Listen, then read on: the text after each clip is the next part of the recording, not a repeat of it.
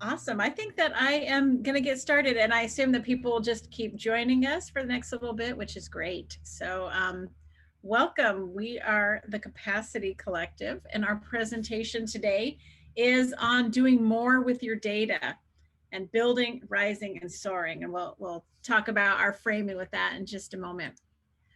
I would love to first introduce us. My name is Dr. Meredith Williams, and I am the Director of Capacity Building for the Capacity Collective. And we have been around we've been doing this work for a few years. We were under a different name, and now we've been the Capacity Collective for about a year.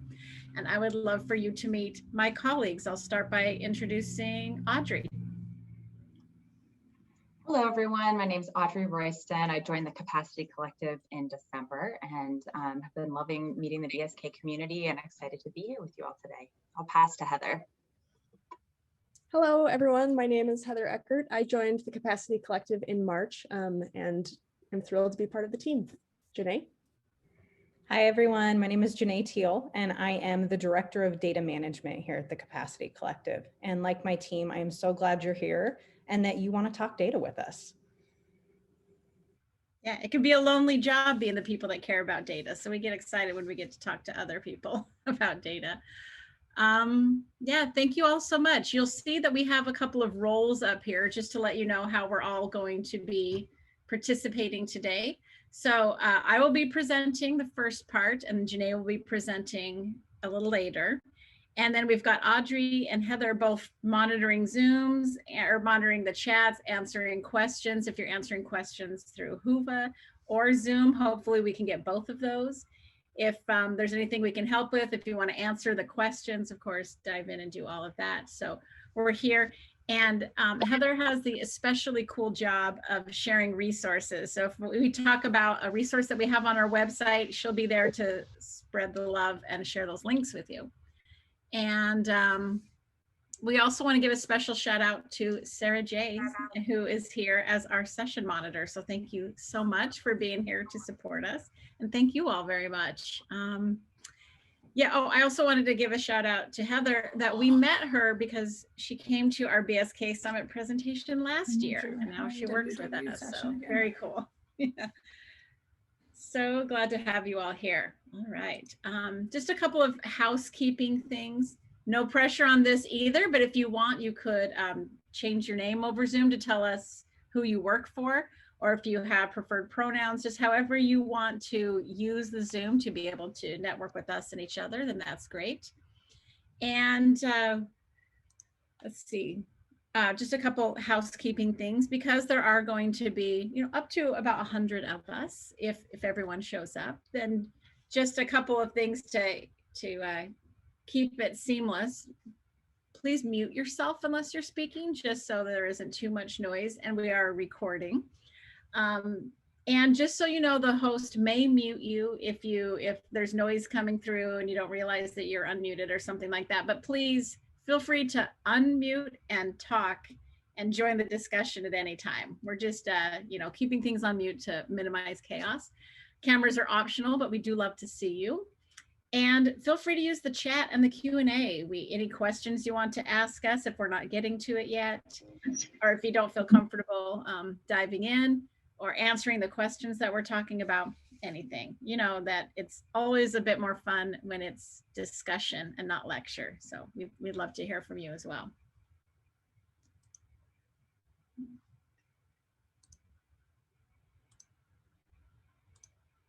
Okay, here is our agenda for today. We're going to talk about how we see data. We're going to ask you how you see data. And then we're going to talk about ways of making your data meaningful. And we're going to talk about, and all of this will coalesce in us talking about how to create a data culture and how to get your staff really invested in the data so that you can make the most out of the data that you're collecting. So we're going to go through, talk about how we see data. We're going to talk about creating a data map. We're going to talk about creating a story map, and all of this will make sense in a few more minutes. And then Janae will talk to us about different ways of looking at the data that you have and getting the most out of it by considering comparisons and considering intersections, and all of that will make sense in a moment. And then I'll bring it back to some bringing it all together and some next steps. So any questions, thoughts, anything before we dive in?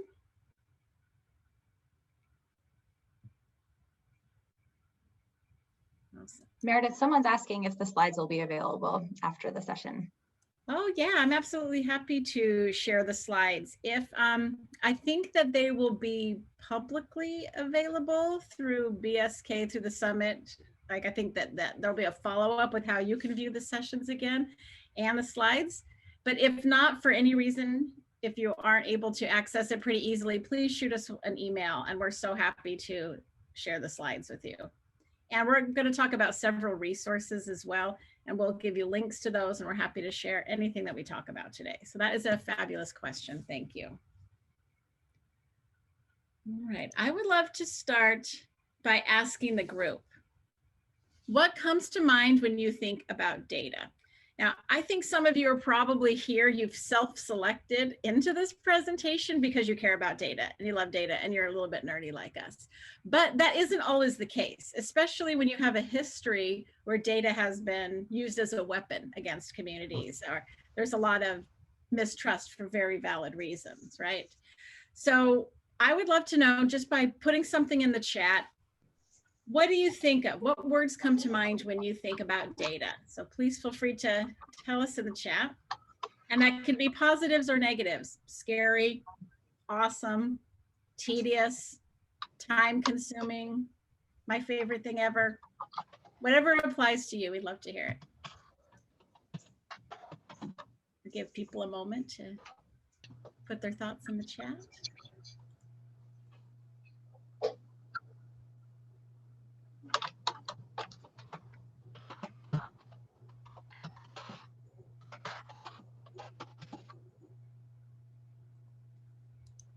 I'm sure it's a user issue for me, but I don't see the chats, so you may have to tell me what people are saying. Meredith, I can read some out. I would love that. We're hearing numbers, pretty visuals. Someone says, I don't have enough. It feels intimidating knowing where to start. Advocacy, public policy, representation. We've got fidelity, integrity, equity. Funders want it. It's not accurate. Over in the Whova chat, we've got demographic basic information. We've got supports continuous quality improvements, facts, evidence, monitoring, representation. Someone says money. We have lots of data and limited tools to access that data. Seriously, reporting, gathering surveys, funding, grant requirements, boring. Someone says gathering info numbers. Yes, I can't promise that we'll fix all of the boring parts today, but we get excited, and we'll share some of our tips for how to get everyone else excited about it too. So I love all of that. That is exactly the things that we're going to talk about today. And so that is absolutely perfect. Any other additions to that or questions about anything? We've got an offer of different types of data, photos, stories, numbers, and driven versus informed. Oh, I absolutely love that. That's fabulous. Yeah, because, and I definitely, if I don't remember to say it all the time, let me make that point now, that data is so much more than numbers. And there's such a focus on numbers in the sort of mainstream culture, but that is, we know that that only shows you a surface level of what's going on with the complex lives. We're full, complex human beings, and data has to kind of step up to meet that complexity. And so it should be pictures, it should be images, it should be stories, it should be dance performances, and the other ways that we express ourselves. Like all of that is a way of learning about your community. So thank you so much for all of these wonderful points. I appreciate that. Well, you know, we know that we're nerdy, but when we see data, when we think about data, you know, well, let's be honest, we're in this constant discussion about data. And when we get together and share notes and think about data together and think about what we love about it, what we love is that data can be a tool. Data is something that you can use in a million different ways to do great things. And the way that we've started kind of thinking about it is it's a tool that can help you demonstrate. It can help you show off all of those successes and impacts that you're making to your internal audiences and your external. We'll get into that more, but you have internal audiences, your upper management, your board of directors, and you have external audiences. And data can speak to all of those audiences. Data can help you celebrate. It actually say like, hey, we're doing this. We're making this happen. It can keep you motivated. It can remind you why you keep getting up and working for the wages that the nonprofit world pays, right? It can elevate. It can amplify those voices and those stories, especially from those who have historically been excluded. This is your way of making those stories heard, right? You can use data to advocate. You can use data to demonstrate where there are gaps and where you need to see some policy change. You can use data to advocate for at city council. This is what's going on. This is the gap, or this is how we are well positioned to fill that gap. You can use your data for systems change. And that's really what we hope we can start gently pushing toward. And we also use data to innovate, to get new ideas, to be responsive to what we're hearing from community. Oh, that gives me an idea of how we can do it better, right? So we love data. We love data as a tool, and we wanted to share some of our favorite thoughts about that today.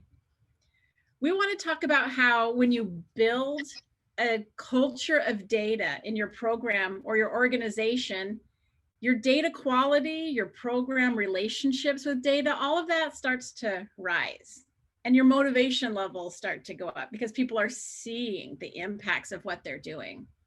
And this data can really be a tool to support your programs and your communities to soar, to meet their goals, to feel good about their lives and their interactions with each other. So we're going to take you through a process of what we call our data review process. If you're interested in learning more about the data review, if you want us to come and talk to you about doing a data review process, either teaching you to do it so you can do it with staff or doing it with your staff and with you, let us know. But we also have, these handouts we call Empower Tools, and these are just resources that explain some of these complex processes. We have an Empower tool on the data review process. So if you want to listen here today and then try it with your group, feel free to download it from our website. Heather will share the link. And and let us know, of course, if you have any questions. But we hope that if we give you a feel for this process, you can try it out with your program, or you can use it for yourself to look at your data in a new way. If you're in a program, and I think that I'm largely imagining that I'm speaking to people in programs, so forgive me if that's not your precise role. But if you are in programs, think about a way that you can use these tools with your staff and your colleagues. If you're a funder, we're hoping this might be helpful for you to think about what you're asking your fundees to collect.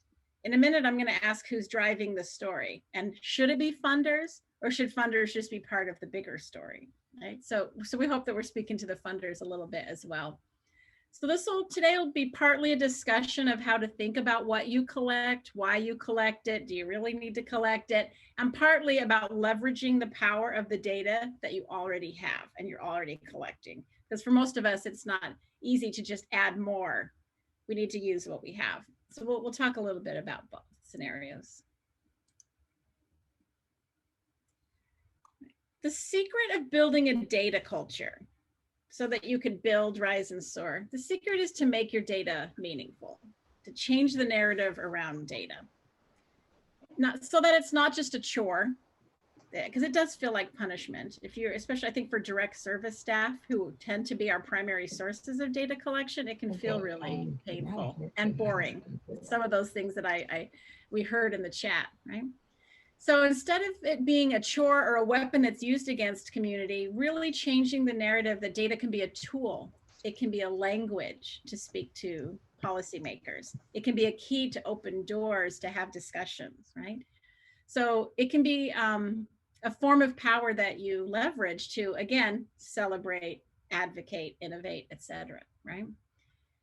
So your stories are going to serve you in a way that you can be responsive and transparent to your communities. So I'd love to ask the group, we'll do a poll here. Who is driving your data collection? Who is in charge of your story at this point? Who determines what your program is collecting? If you're in a program, or if this makes sense for the type of work you do, Who's the driver of that? So let me see if I can figure out how to get the poll up here.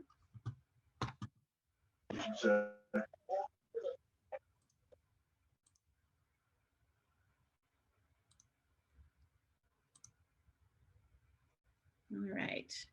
Given these choices, which I know it's not every choice, but if you really had to look, who's driving your story? Who's making the decisions about what data you're collecting, when, and why? And I'll give just a few moments for people to answer.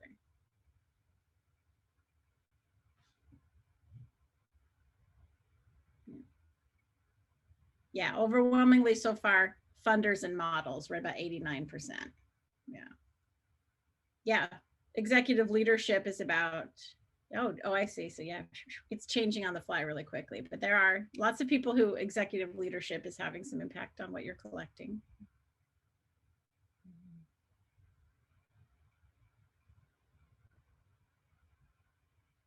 Yeah, I'll just give a moment for a few more responses to trickle in. Yeah, this is great. Okay, it looks like it's stabilizing. So let's see how it looks.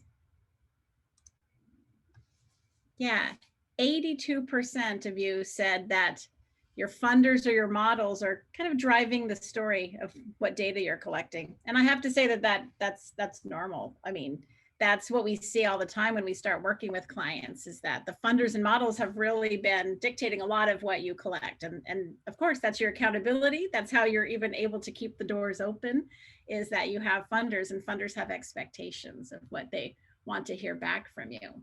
So that makes good sense. But it's interesting to see that if that your mission and your vision isn't in the top two for most of you, right? That's only in the top two for 18%. Just under half your executive leadership. And then I'm happy to say a quarter are talking about the communities you serve, but how can you even more let the communities that you serve do some of the driving and have some influence on what you're collecting, right? So those are the things that we'd love to talk about today. All right, so then who is driving your story, and is that impacting how you and your team feel about the data? Is that part of why, for those of you who see data in maybe a way that's it's boring or negative, maybe part of it is because it's being driven by funding and accountability rather than your mission, your vision, right? And the communities that you serve. So you're already collecting all of this data, but who should be driving that discussion and who should be shaping that for you? So we're going to talk a lot more about all of that. Ideally, we'd love to help you get to a place where your data sources aren't just coming from what funders and models want, but it's also coming from the communities that you're serving, the clients you're working with. And we find it to be helpful to just take a step back from your data and really look at it critically. Who should be driving our story versus who is now? Are we giving our clients the opportunity to weigh in on our services? What about community members who maybe aren't clients, but could be, or ultimately that's who we're serving? Do we give them a chance to weigh in?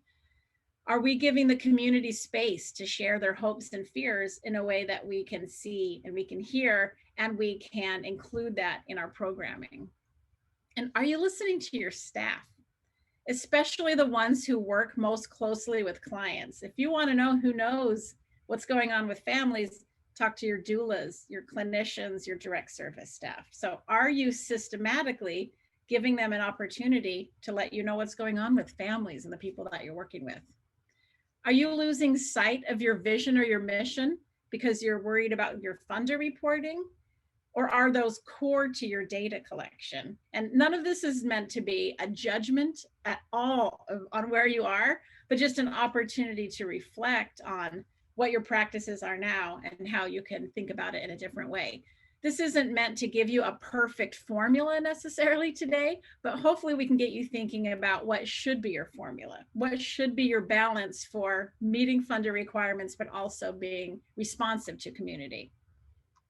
And we'll talk about your different audiences in a minute. But any other thoughts or questions about who's driving your story? Does anyone want to weigh in from the crowd here?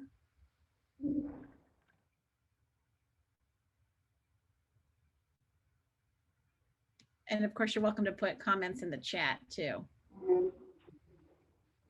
Is there anyone out there that feels like, you know, we're collecting this because United Way told us we need to in 2007, and we just haven't had time to update the form, so we're still collecting that? Does that sound familiar to anyone? Because we hear that a lot, and that's okay. That's all right. We're all doing what we can, right? So I also want to mention that we have some tools on our website. You know, I mentioned the Empower tools. We have some about looking at your data collection tools and making sure that they're culturally responsive to the communities you serve. So Heather can share that link as well. It's an Empower tool called Being Responsive to Community Norms. So feel free to help yourself to anything that you find on our website. It's all free and available. Any thoughts about who's driving your story? I mean, I'm happy to go on, but please let me know if anyone has any questions, thoughts, anything. So then how do you take charge of your story? How do you make it more meaningful for you, to keep you motivated, for your staff, to keep your staff motivated? And really our first tip is to carve out time and space to actually think about the data. Instead of it being an afterthought and the thing you have to do, is there a way to build in opportunities to actually be reflective? And it's easier said than done. And we know that. But that's our first tip, is to really try to make that happen. And then bring the right people to the table. And that really includes people working at all levels of your organization. You should be including the people who are at the closest point to your clients and the communities. And you should also be thinking about audiences, which again, we'll get into a little bit more later. But really utilize the experience, the expertise that you have in-house, because your staff is full of information, right? So in fact, we have another tool on our website about building teams. So Heather, we can have her share that resource as well. But if you want to think about how can I systematically put a team together to look at our data, we have a tool for thinking about how to do that. So as you become the driver, then once you actually have carved out time and space and you're ready to become the driver, here are the 4 steps that we recommend.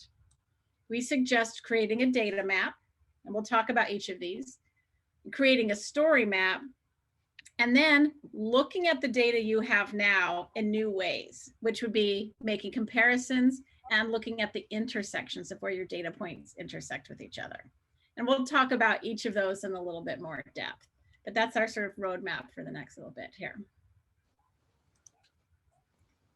So this first one, this data map, and that can be a spreadsheet. We're data people, so we tend to work in spreadsheets, but don't feel limited by that. You could also do that by in any sort of visual way, a mind mapping way. There are, of course, many ways to look at your data, but we tend to do it in a spreadsheet so we can see things next to each other and see where you find clusters of information. So when I say create a data map, I'm saying go systematically or methodically through all of your data collection tools and really take inventory of what you're collecting. And then ask yourself, as you're putting this together, do we still need to collect this? Why are we collecting it in the first place, and what has changed? And then what can we learn from this piece of data? And when we get this data, what's missing from the story? Is this only telling us part of the story? So thinking through those lenses as you look through your data, look through every form you use, the surveys that you use, the assessments and screenings that you use, anything you're collecting about households, your visits, if you have a home visiting program or a doula program, something like that, the events where you invite community. Really think broadly, especially when you think about data being more than numbers. What are all of the ways that you're interacting with communities, and what can you learn from that? And really take a good solid look at that. Try to systematically look at that. And of course, look way beyond the numbers. Look at the narratives. You know, we had that event, and that brought up some really good conversations about fears around housing. Instead of that just being a conversation that happened at the event and never gets discussed again, how are you incorporating that into your data collection so you can act upon those things when you hear them? So it's a challenge, and it gets messy when you start to try to build this data map. But you see, when you start to put things in these rows, that you start to find out you're collecting some things 5 different times in 3 different ways. And then you start to say, okay, well, how does that feel for our families that are filling out the same thing again and again? And is that serving us, right? So even on the surface level, it's this great opportunity to say, how can we just collect what we need, right? And yeah, so we do it in spreadsheets, but no pressure to do that. But if you want support in looking at your data this way, I'm happy to share examples of ways that we've done it. Feel free to reach out to any of us, but especially I'll have Heather drop my email address, if that's okay, in the chat, just to know, feel free to reach out if you want to talk about any of this. I keep accidentally getting rid of my presenter view. Okay, so when you're making this map, and I'm going to use the example of a spreadsheet because that's the way that I think about it, but it's okay if you think about it another way. It's really helpful to see, you know, again, where are those overlaps? Where are we asking the same thing for the 5th time? But then really look at the big picture. What data do you have? You have a lot. You probably have tons of demographic data. You have employment info.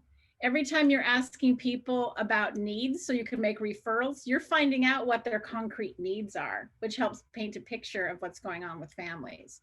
When you're talking to people about their goals, you're finding out a lot of data about what people want and what barriers are to getting to achieve those goals. Right? So you're collecting a lot of information. So look at that. And who are you collecting about?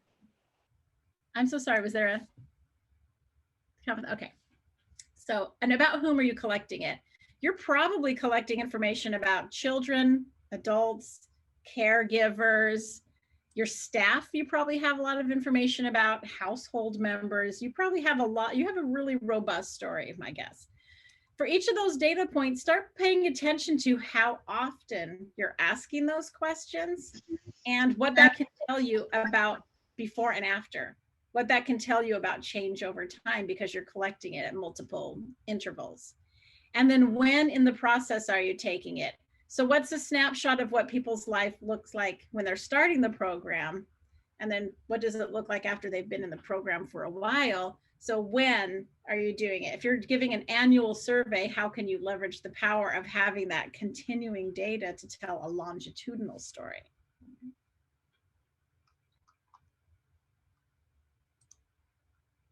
And then once you sort of have looked at your program data, really take a step back and look at what other data sources you have available to you. And that, with a little bit of creativity, you could find that there's a lot of additional data out there. So for example, what is the human resources? Whatever that looks like at your organization, the people who collect staff information, what are they collecting? They can probably tell you start dates and end dates, but they might also be able to tell you what is the average education level of our home visitors or our doulas, or what are the specialized trainings we have? It can start to paint a really robust picture of the incredible work you're doing. And it can also help you know how you're doing with staff when you're watching pay rates, right? And the other benefits you're giving. So when you make a change to pay rates, you can see, does that help people stay longer, right? So really think broadly about what access you have to other data as well. So you've got things like human resources, you've got things like development, operations. If there's a training department, it's good to just kind of check in, get the old org chart out and see where else might we be able to make some connections for data. And also think about the different touch points you have when you have access to your clients. So not that you need to show up with a clipboard and survey every time you're going to meet with community, but how can you listen and reflect in a way that helps you collect that data and have it available to you in the future. And then also just looking at public information. What can you learn from the local school districts? Maybe the city of Kent has some data. Maybe the Department of Education at Washington State or at the federal level has some data that can help tell your story. And we'll get more into that in a minute. But I'd love to throw this out to the group. Does anyone use any sort of data that isn't being collected in their program, but they've figured out how to make those connections to other data sources? Internal data or public data?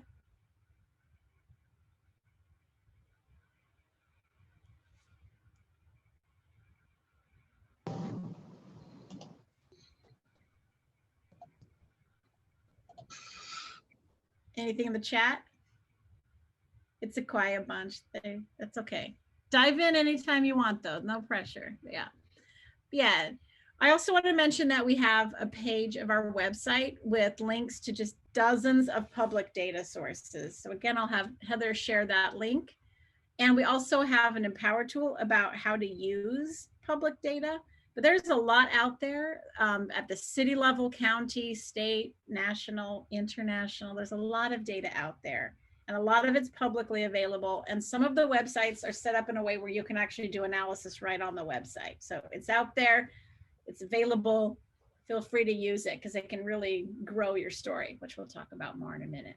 Meredith, we did hear someone suggest the American Community Survey, Yes. along with healthcare data, OSPI data, census data, juvenile justice data.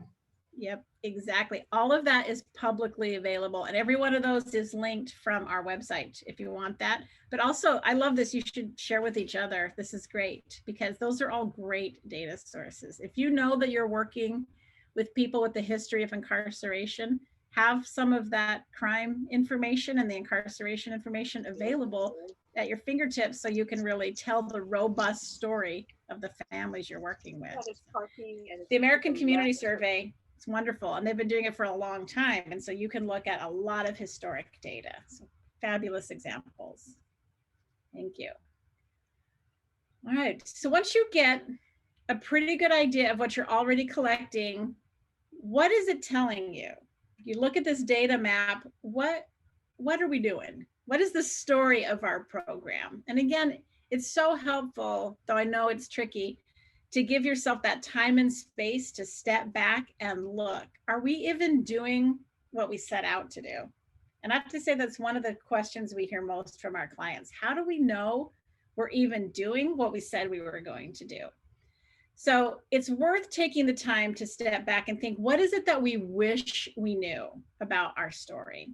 Not just because the funder asked for it, not because model needs me to prove fidelity, but because you are in this job for a reason. You came to this work because you care about the people, and numbers are awesome, but you're probably caring more about the complex lives.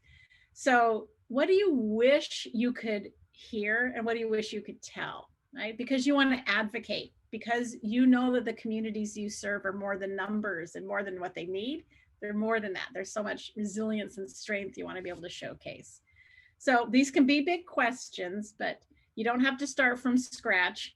Let's talk about a few places where if you just want to start thinking about what do I wish we knew, here's a few places to get you grounded and thinking about that. First, look at your mission and vision, especially if it's been a minute since you've looked at it. Go look at it and look at it with fresh eyes. Again, that's the biggest question we get from our clients. How do we know we're even doing what we said we were going to do? And it's amazing when you look, you may not even be asking the right questions to find out if you're doing what you said you were going to do, especially if your story has been driven by what funders want you to collect. So here is an example of a mission from the Iraqi Community Center of Washington. And I think that some of the Iraqi crew is with us today. So thank you that we're going to show off your mission. So I don't necessarily need to read it to you, but like most of us, they have a concrete mission of what they want to be accomplishing. They want to provide culturally and linguistically competent social services to Iraqi refugees in Washington state. The goal is for the Iraqi refugees in Washington state to obtain self-sufficiency and make a successful transition to the life in America. Wonderful. We're all probably working off of something like that, a mission or vision.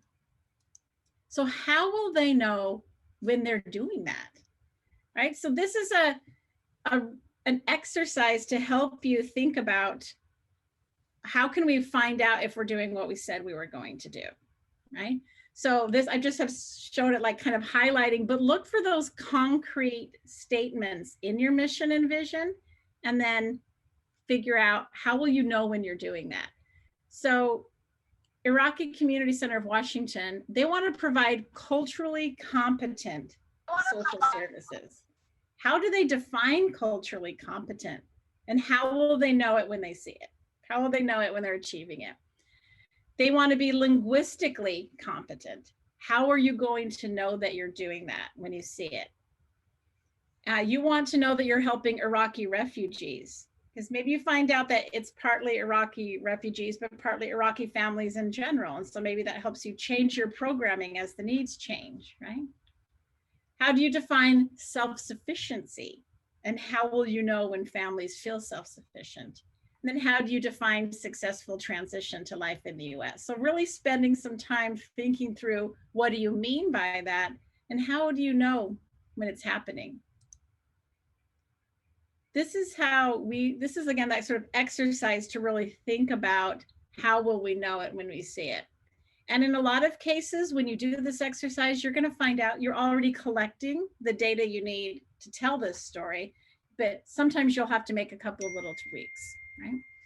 So it's just thinking about it in a new way. So right now, Iraqi Community Center, and this is just an example, so I won't divulge too much about their clients or anything else, but if you're collecting current address, that's how you know if people are in Washington State, right? So some of those are pretty easy. If you ask questions about country of origin, then you can know if you are indeed working with people from Iraq. So preferred language, that can tell you the language that your clients speak, but it doesn't tell you if your services are linguistically competent. And what you said you wanted to do was to provide linguistically competent services. But so you can't do it with that one variable alone, but it can help you to be responsive to your clients. If you notice that there's an evolution in the preferred languages and that you're getting more people who speak another dialect that you didn't expect, then that tells you something. And you can make adaptations to your programs as needed. So then look at the data you're collecting, look where you might need to add a few things or tweak a few things. So in the case of Iraqi Community Center, they actually have their clients make self-sufficiency goals and they track progress. So they are collecting the data that they need to be able to tell this story. So how impactful when you can show the board of directors, but also how impactful when you can show staff, we're doing this, we're meeting our vision, we're making this happen. And that is a wonderful way to stay motivated and create that data culture where people are invested in your story.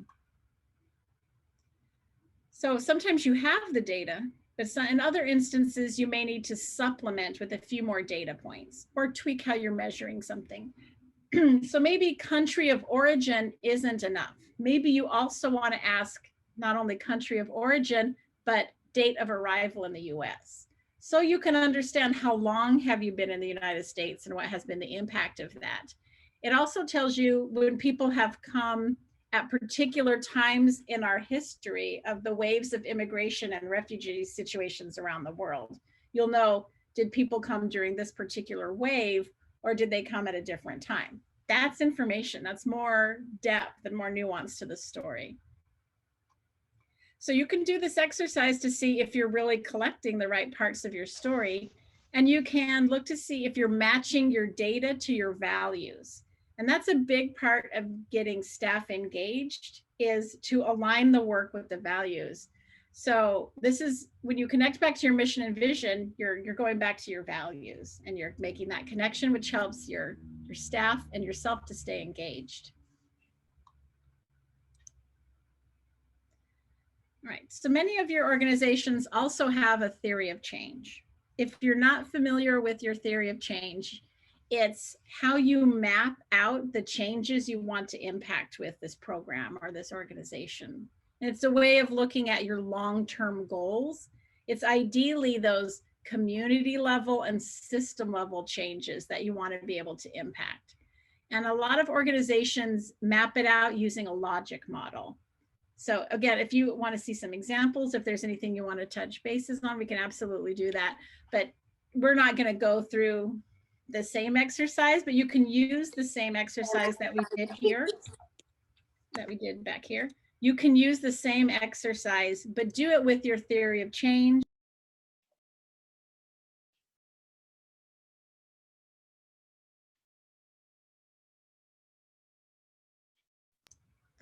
And then I was muted. Okay, I'm back. All right, so doing that same exercise that you did with the mission and the vision, doing that with your theory of change to see, you know, where could we make some changes? What are we already collecting? What kind of story can we tell? All right, so our goal, as like we've been saying, is to make the data meaningful. So to get yourself invested in the data, get your staff invested in the data, and really figure out the great stories that you can put together. So along with grounding yourself in the mission and the vision and the theories of change, it can also be a helpful exercise to think about, how do you define success? So not necessarily the American dream, right? We all have our own sort of definitions of success and what that means for us. So how do you know when your program is doing well? And how do you define success in the terms of your program? So you don't have to think completely from scratch. We do have this it's kind of Mad Libs way of looking at it that we find to be kind of helpful. So if you're having a hard time thinking about how do we know when we're being successful, you could think about it this way. We know things are going well when this is what's going on with children, this is what's going on with caregivers, this is what's going on with families, right? So thinking through all of the different groups that you hope to impact, and how will you know when they're doing well, right? So for example, and these are all examples that we've heard many times from our BSK clients. So we know that things are going well when children are ready for kindergarten, families are living in stable housing, our communities are more engaged, right? Our staff are staying on the job longer. So these are things that directly tie to your program goals, ideally, right? So how do you know when you're meeting your goals, your mission, and your vision? This is what life should look like for these groups of people. Once you've articulated those sort of definitions of success, again, overlay your data map and your story map. Look at what are we already collecting? What should we be collecting? So overlay those stories and take a look. Are you giving a school readiness assessment? If not, how are you going to know when children are ready for kindergarten? How will you know that you are achieving your definition of success, right? So maybe you need to think about, is it time for us to either use a school readiness assessment that's out there or make one of our own? How do you know when your caregivers are feeling confident about their parenting? Do you have a parenting self-assessment? Do you have focus groups once a year where people just get to speak frankly about their parenting, right? There's a wonderful webinar series about parenting while Black that they just had at somewhere in Massachusetts, but because it's virtually, all these parents were able to get together and discuss, quite frankly, just what it's like to parent in 2021, right? How do you know if your families are living in stable housing? Maybe you start taking and address history at intake so you can see how frequently people were moving. And then when you ask for address updates every 6 months or a year, you can start to see if there's a pattern of increased stability, right? So just a couple kind of creative thoughts about the when and how and what. You can look at your HR data and see how long staff are staying on average. And then if you try adding a new benefit or you try a new approach at work, then you can look and see, are people staying longer on average? That's kind of a very big picture one, but it is possible to start to put that story together.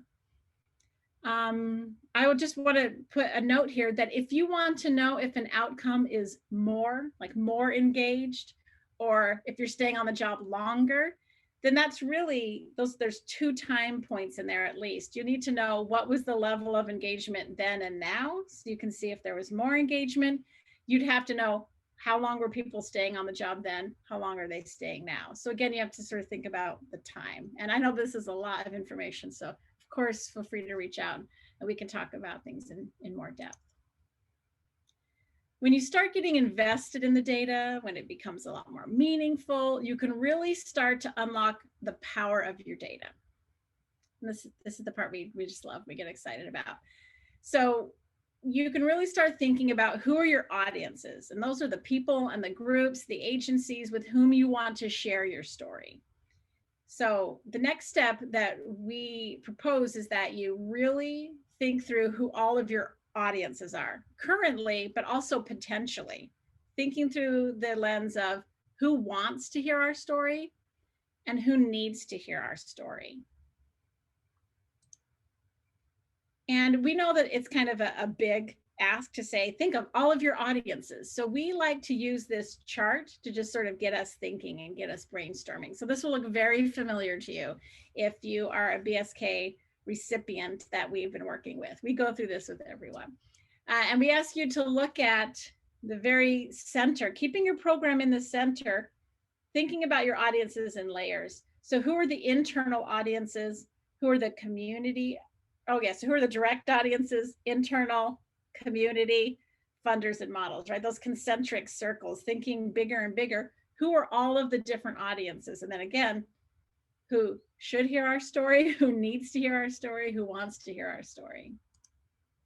And when you start thinking about who your audiences are, you can map them on to this chart, right? You can say, okay, internally, the people closest to programs, are we even sharing with our direct service staff how they're doing, how our families are doing, the impacts they're making? The ASQ scores are going up on average. I mean, is there a way for your clients to see it? Is there a way for your staff to see it, right? Those are the people who are most closely linked to the program.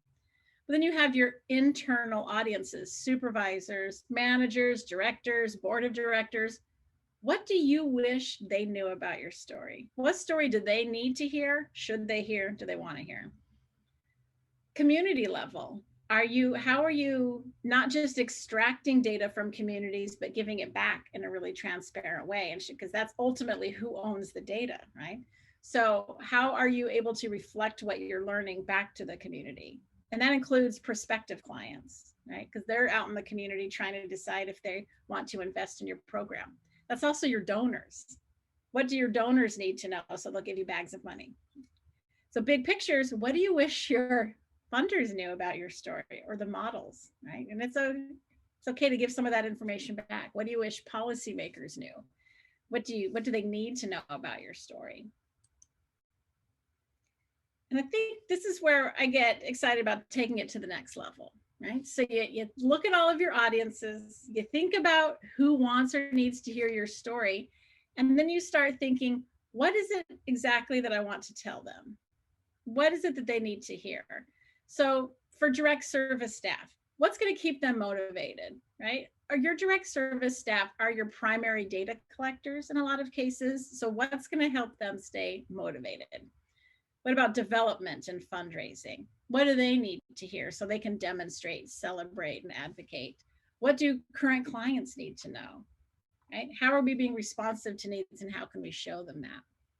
So again, we use a little Mad Lib for doing this, right? Just a little thought exercise. So thinking through, as some particular audience, I need to know blank so that I can blank, right? This helps turn it into more of a concrete way of thinking about it. As a home visitor, I need to know if my clients' ASQ scores are improving so I can understand the impacts I'm having on my job. As a current client, I need to know if the program is helping families achieve their goals so I know if it's going to continue to be a good investment for me, right? So I'm going to have a couple of examples, or provide a couple of examples looking through the lens of a doula program, because we love our doulas that we work with. So we've got lots of doula examples today. So let's say that you're a grant writer. What is it that you need to know? We can start broad and then go with the doula example. So if you're anywhere in development, fundraising, grant writing, what is it that you need to know so that you can do different aspects of your job? So you can apply for more funding, or you can attract the right donors, right? Generally, yeah, it could be anything, right?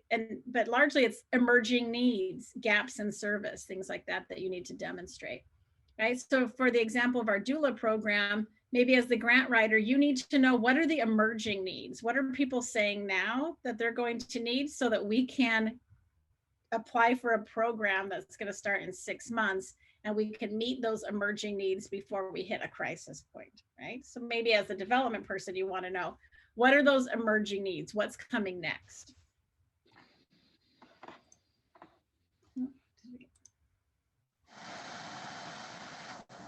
Maybe as a doula, I need to know visit cancellations. So I know if I need to update my schedule or work a different way. Do I need to change my practice in some way, right? Thinking through, what do direct service staff like doulas need to know about the story when they're the ones that are helping to create it? What would help them demonstrate that they're making an impact? What would help them elevate the stories that aren't always heard? What would help your staff celebrate all the ways that they're doing this incredibly wonderful work that aligns with their values, right? So really thinking through your audiences and all of the ways they would want to use their data. What about you're a pregnant person? What do you want to know about the story of this doula program? Well, you want to maybe know some of those success stories so you know, I'm going to be safe. I'm going to be loved. I'm going to be taken care of if I go to this program, right? So there's certain things you want to see in that audience, right? So thinking more broadly of it beyond a doula program, how would you demonstrate that you're a safe, trustworthy place where it's going to be okay to be vulnerable? How can you celebrate families so that other families can see all of the possibilities that could be in their future? How do you elevate to show, like certain voices to show, I see you and I'm listening?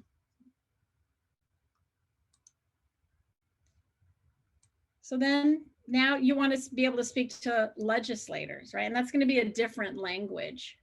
What do legislators want or need to hear about your story? How can you demonstrate that there's a gap or a disparity, and therefore you need their support for this policy? How can you advocate for families who've been historically underserved? Speaking the language of policy and law isn't necessarily a comfort zone for a lot of us. That's maybe not where we feel most comfortable and confident, but really you are the experts of how people are experiencing their lives right now. Right? And people do need to hear that story. Social change happens through hearts and minds. So data is great for speaking to both. It speaks to the logic part of your brain, and it speaks to pulling at those heartstrings when you start talking about the real humanity of people, right? So maybe your audience is a legislator and you want to show very concretely there are birth outcomes that have disparate rates by racial identity, right? That there's a problem here and you need their support. So really thinking through, again, who are your audiences and what do they need to see to be able to demonstrate, celebrate, elevate, advocate, innovate, right? Meet your program goals.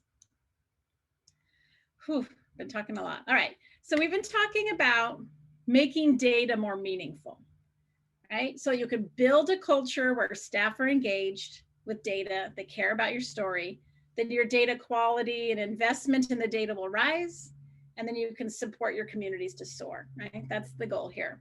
So I talked about taking an inventory of your data with a data map and thinking through your story, through your story map, who needs to hear your story, which parts, and why. So you may find that you need to add some new measures or redo some forms, update your data collection tools. And I know that that takes time and labor, and it's a lot. So we also want to talk about how to get the most out of the data that you're already collecting. And so this is where I will turn the presentation over to my colleague, Janae. But first, just would love to give people a moment to ask questions. What are you thinking so far? Anything coming to mind? Any questions? In addition, I want to let you all know that for this session, the secret word is champions. It's in our backgrounds, but I realized after the fact that it's in like size 1 font. So I thought I would tell you instead of have you read it. But please, if you have any questions, let us know.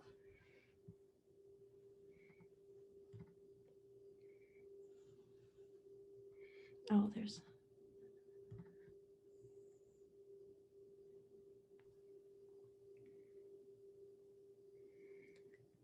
So it looks like there's a question in the Whova chat. where someone's asking who should have access to your data. And that's a big question, because it really depends on your internal structure and the level of confidentiality that your data has. Are you a program that has HIPAA compliant, or do you need to be HIPAA compliant in your data collection and storage? So that's a broad question. I would love for that person to reach out to us and we can have the conversation around, do you need a data confidentiality agreement? Do you need to have additional security in your data collection tools that keep them more confidential? So that's a wonderful question. Thank you for bringing that up. Yeah, that's such a good question, because at the same time that the data came from communities and should go back to communities, there's also the reality that some of our communities are not that big and people will know each other, and you are collecting very sensitive information. So being really, really conscious about respecting the whole human being and only giving access. Like sometimes your home visitors and your clients are neighbors. I mean, you're coming from the same neighborhoods, right? So just being really conscious of respecting people's whole humanity is part of what can be driving that question. Does anyone have any other questions before we dive in to the nerdy data part? Okay. No problem. So as Meredith said, what we're going to do now is shift into a new part of the discussion, which is how you can do more with the data that you actually have. So how do you leverage that data? How do you find meaningful comparisons? So how do you consider comparisons and find meaningful comparisons to show just how well your program is doing alongside other programs? Similarly, how do you look for the intersections of your stories that you have collected about your clients and your communities? So over the next few slides, we are going to look at what our team calls as slicing the cookie. How do you take the data that you have, slice it all up, and look at it in a different way? So let's start with comparisons. Why would you even want to compare your data? We're told all the time, don't compare yourself to others. But in this case, it actually strengthens your story. So comparisons allow you to see not only how your program is doing as a standalone, but how your program is doing alongside others. So for example, how do your preschool readiness scores compare to other programs in the area? What about in the state or the country?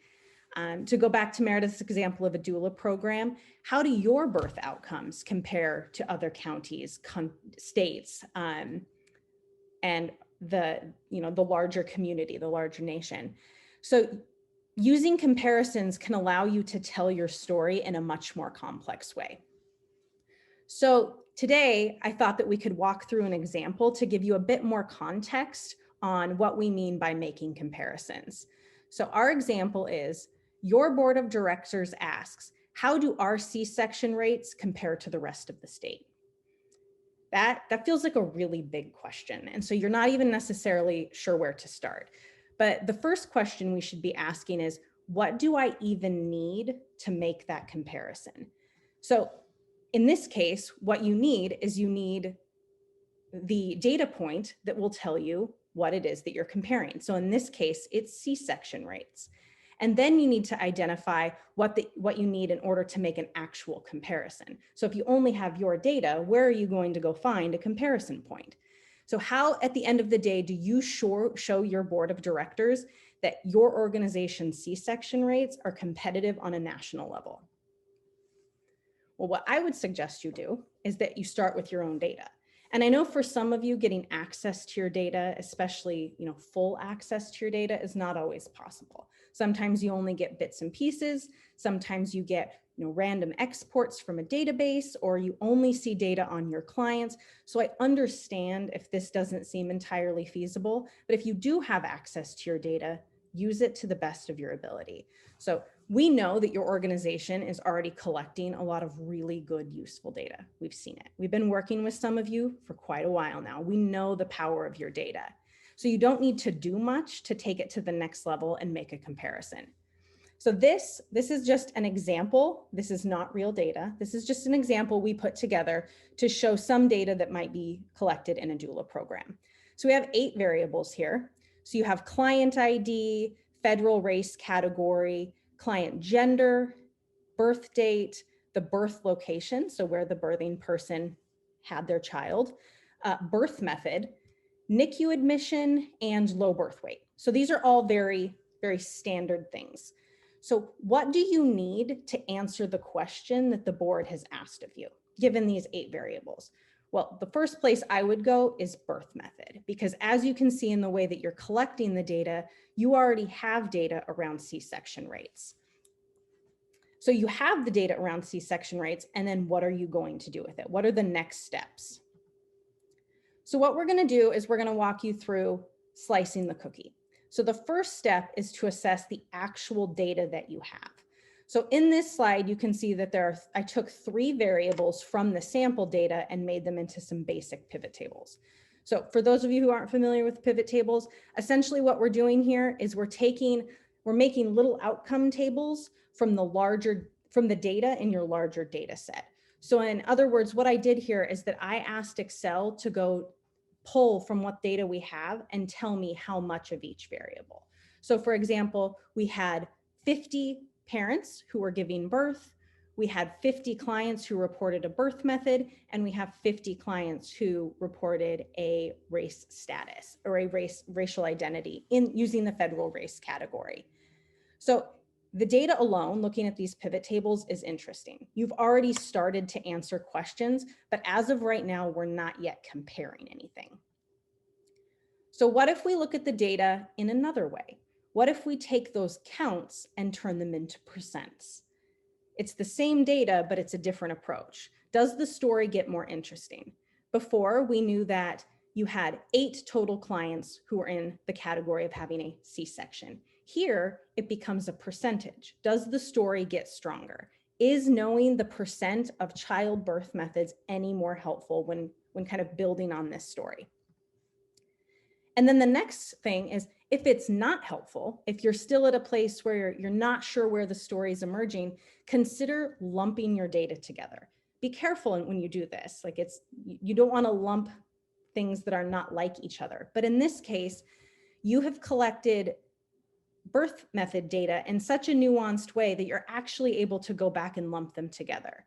So you can then lump types of C-section with types of vaginal birth. Never thought I would be saying that out loud, but here we are. So you're going to want to lump your data so that you have fewer data points to work with, which ultimately gives you more versatility. So in this example, we have arrived at a place where we know that in our organization, our C-section rate is 12%. That's great. But if you don't understand the context, if you're not sure how that compares to other things, you have to keep going. And again, we're still not comparing anything. So this is where you take it to the next level. This is where you start the actual comparison. So now that you know that your program has a 12% C-section rate, how do you leverage that to make a comparison? Well, the first thing that you need to do is that you need to find comparable data. Like, what are you going to compare your organization's outcomes to? So Heather is going to be dropping in the chat some resources that we use on looking for, utilizing, leveraging public data sources. However, in this example, I'm going to show you the really humanistic way of going about this. So for example, when I was trying to answer the question, how did these C-section rates compare to the rest of the state of Washington, I Googled it. I literally went to Google. Hey, you better be doing that. Give me that. Get that computer out. Turn on that computer. So sorry. So what I Googled is I went to Google and I said, hey, what are the C-section rates in the state of Washington? And the first thing that popped up was the CDC website. I clicked on it and it took me to an interactive dashboard of C-section data across the country. I selected Washington and I found that in 2019, which is the most recent data they had available, the C-section rate in the state of Washington was 27.8%. Okay, there it is. We know what our data is, and we now have identified our comparison point. So what does that look like? What does that do to our story? Sorry, can you go to the next slide? This. This is what it does for your story. So now you are able to create a visual you don't necessarily have to. I think that it just proves your point even further of what it is that you're comparing. So you can say our program has a 12% C-section rate. The state of Washington has an average C-section rate of 27.8. Even looking at these bars, you can see that your program is doing twice as well, more than twice as well as the average program in the state of Washington. So we know that this won't always be possible because you won't always have the opportunity to compare. Like, the way that you collect your data does not align with the way others collect their data. And so just being mindful of when you're making comparisons, making sure that you're comparing apples to apples. So not necessarily comparing all birth outcomes, but identifying that key piece that can make a really seamless comparison. And so you're not being misleading with your data. So that was comparisons. I know that was a lot. We're going to be diving into intersections here in a minute, but does anyone have any questions about what we just talked about? Or do you have any examples of comparisons that you are using or would like to use in your organization?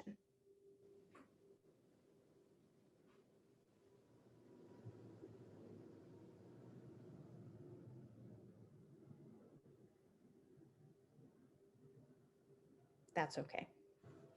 We've talked about this with some of you anyway, so we don't have to get into that. So the next thing that we're going to talk about, which it accompanies comparisons. You can do one or the other, you can do both, but it's just another tool. It's another thing to consider when thinking about how do you use your data to tell your story. So intersections, for those of you who have not been in stats like I have, an intersection is a crosstab. So a crosstab is, rather than taking data like we did in comparisons and looking at one and then the other to see what they look like side by side, an intersection allows you to see one variable and how it intersects with another variable. So what we're going to do is we're going to return to our example from earlier and look at this data in a new way. Rather than looking at it alongside each other, we're going to take some variables and see how they interact with one another, so to see if the story gets more interesting. Meredith, will you please change slides? Thank you. Okay, so here we are again. So we're going to go back to the same data. We're still looking at parents, we're still looking at birth method, and we're still looking at race. So we pulled out that self-identified, or pardon me, the federal race category that we have in these pivot tables. So the intersection comes in when you take two variables and see what happens when you put them together. So in this example, I am going to put birth method and race together and see what happens. Okay, this is what happens. I know that it's an intense amount of information on your screen, so bear with me. But when you go into Excel and you make a pivot table, it allows you to do a crosstab or an intersection. You can say, I want to see this variable by this variable. So in this example, you have federal race along the y-axis over there on the left, and then you have birth method on your x-axis along the top. And the values that fill the pivot table, the percentages, those are the values of your intersections. And so we'll explain that a bit more on the next slide. So I put boxes around a few things that I wanted to highlight to give some more context to what I mean when I say intersections. So for example, when you look at the intersection of your AIAN community and birth method, you're going to find a new story. You're going to find that at your organization, 25% of AIAN clients had a planned C-section. That may or may not be an interesting story. Not all things that you find are interesting. Not all things that you find are helpful. So in this example, knowing that 25% of your AIAN community had a planned C-section could really mean that 1/4 of the AIAN community, or 2/8. It really depends on how many clients this percentage is made up of. But either way, you're starting to look at your data in a new way, which ultimately allows you to ask more interesting questions. But I want to continue using this example and point out another piece. So in this pivot table, let's look at the birth methods for the African American community.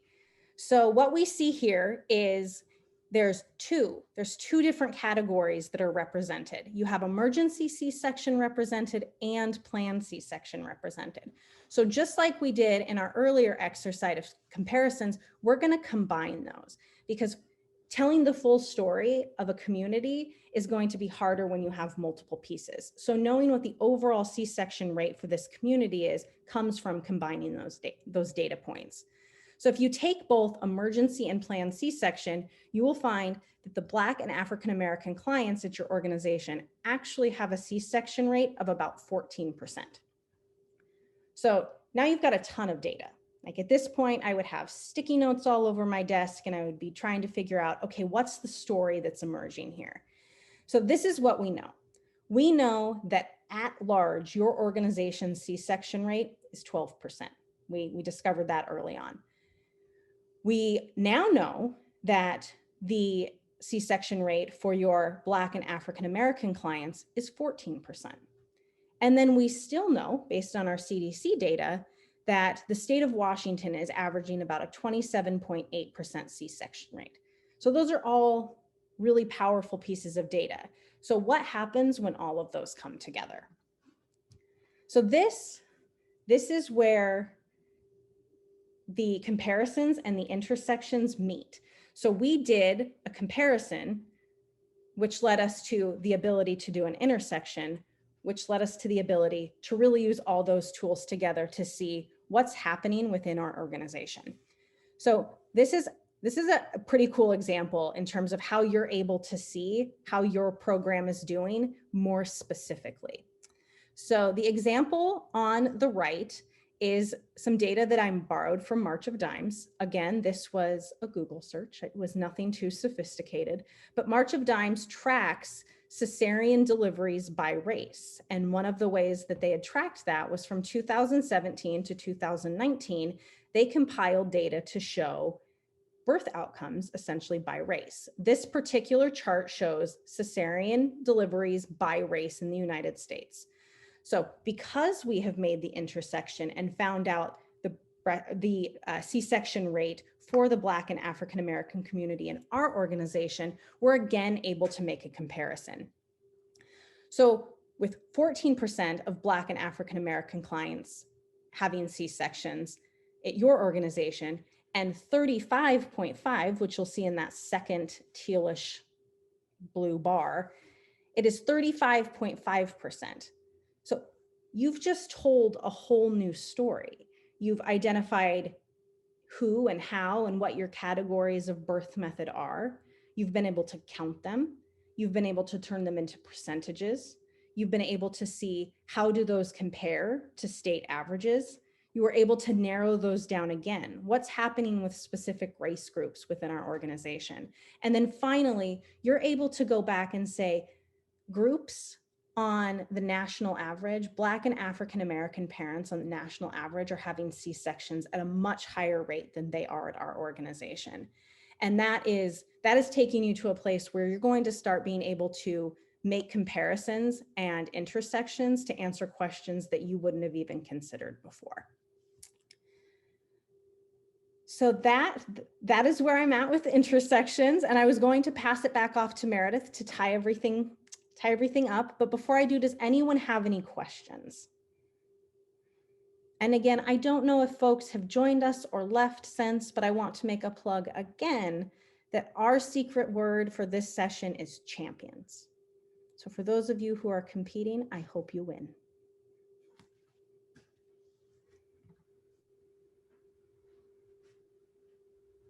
Thank you for remembering to give the secret word.